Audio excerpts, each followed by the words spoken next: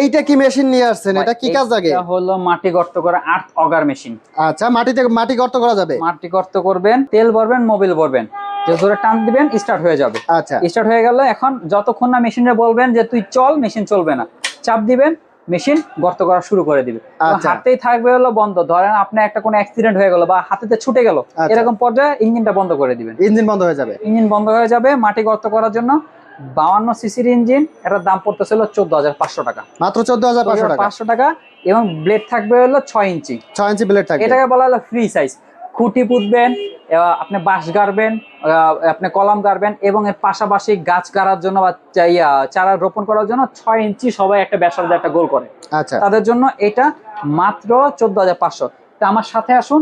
এর থেকেও ভালো ভালো কোয়ালিটি যারা একটু চাইতেছেন, এর থেকেও ভালো কোয়ালিটি মেশিন আছে? এর থেকেও যারা ভালো কোয়ালিটি চাইছেন, ফোর স্ট্রোক ইঞ্জিন। পোস্টক ইঞ্জিন। এইটা হলো 8 ইঞ্চি।